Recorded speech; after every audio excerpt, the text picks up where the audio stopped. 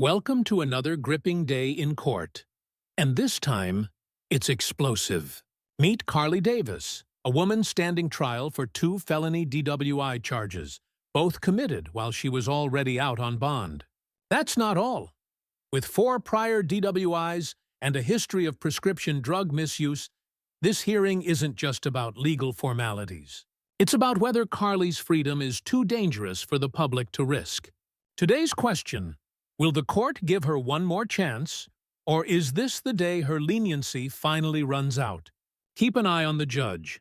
Every glance, every pause, every tone shift matters. You're about to witness a courtroom trying to decide, is addiction a disease deserving compassion, or a pattern that demands consequences? You're Carly Davis and Carly Hoosier, and this is 24 DCCR 1385 and 25 DCCR 1237.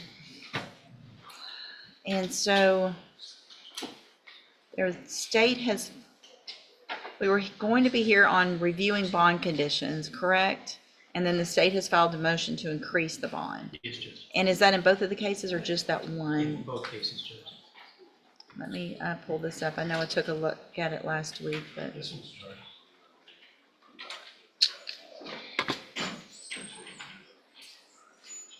and so we've got both of these cases are driving while intoxicated, third or more. The first offense date is from May 6th of 2023. The second from February 10th of 2025.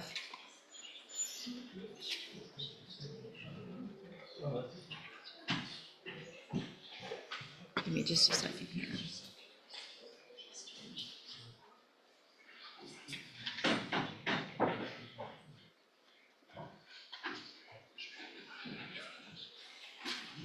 No, it's working, it's just working slow.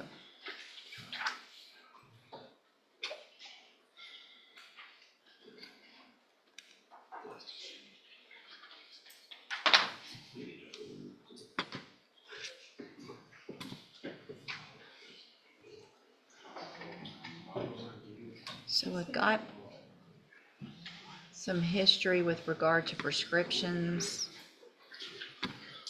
Some of it's obviously very hard to read, but it looks like prescriptions for alprazolam and something called D-amphetamine. Okay.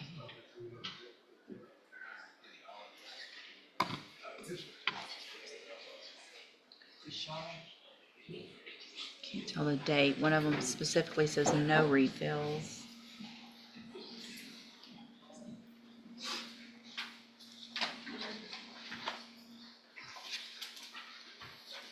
I can't read the dates on these. We can get better photos, Judge. She had had that prescription for, All right, it shows it expires October 31st for the, Judge, I had a number of questions about those photos myself. I mean, I'm not necessarily, well, I guess I am questioning the validity. This doctor that allegedly prescribed it, this Rajan Desai. The judge is clearly skeptical here, looking up the prescribing doctor on the Texas Medical Board mid-hearing. That's not typical. This moment exposes how judges often play investigator in cases involving questionable prescriptions. The implication is subtle but powerful. If your doctor can't be verified, your prescription defense falls apart instantly. There's either an Austin address or a Millburn, Texas address for this doctor. When I looked him up through the Texas Medical Board, and I'm just a little curious about. so where do you go to the doctor? Where's this doctor from? From Beaumont, and I do a telemed every month except every 3 months. I go to his office now. I have an appointment with him today now. Today? Yes, ma'am. Where specifically? Telemed today. Oh, Yes.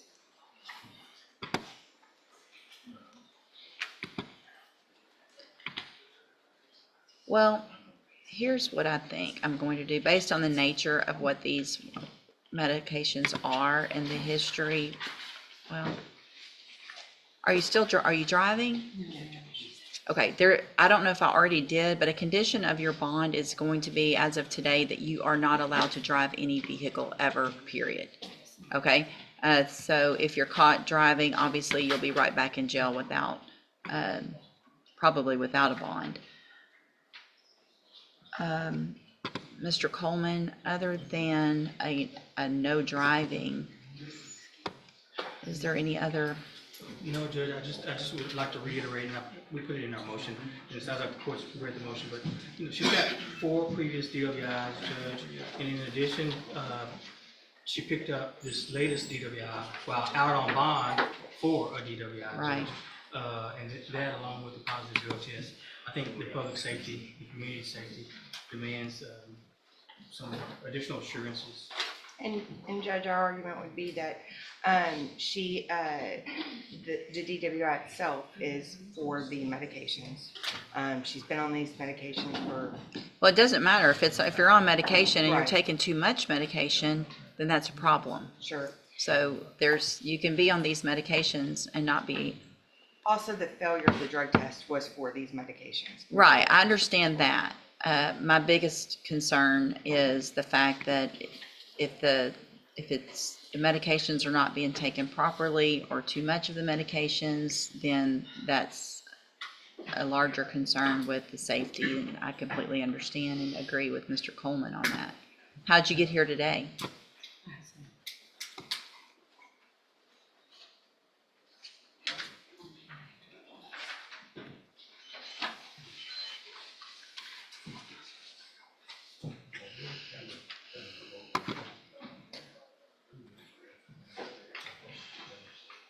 Here's what I want you to do, what I'm going to order you to do.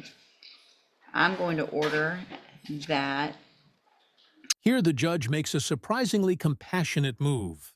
Instead of sending Carly back to jail, she orders her to meet her doctor the same day to find non-narcotic alternatives.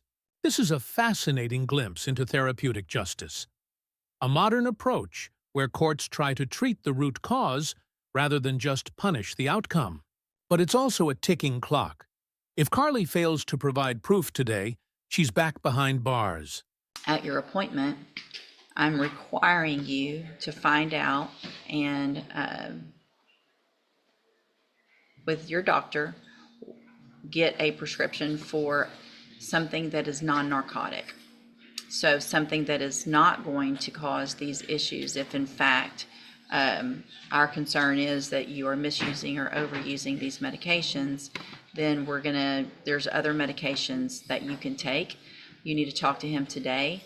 I want you on your way to be off of both of these medications and on something that would not lead to the issues that you're having. Does that make sense? You need to get that information from him, find out what he can prescribe. I want those to Ms. DeLage, and I want her to get those to me. That is a condition of your bond at this point. If you don't do that today at that appointment and get that information to her, then I'm going to, what I'll do today is not rule on Mr. Coleman's motion. So that motion to raise your bond is still out there.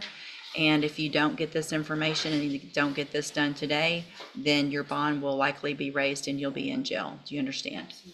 All right. My only question is, the medication to get off of it abruptly can cause.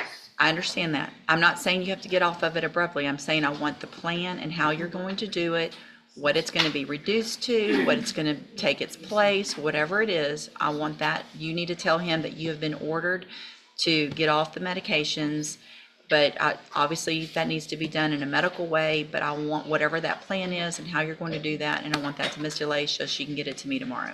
Okay? All right, y'all are free to go. Thank you, Your Honor. And now we transition into Case 2, James Lofton. From drunk driving to assault family violence, this courtroom isn't slowing down. Lofton's story is a cautionary tale of second chances squandered, probation, relapse, and now yet another hearing. Watch closely,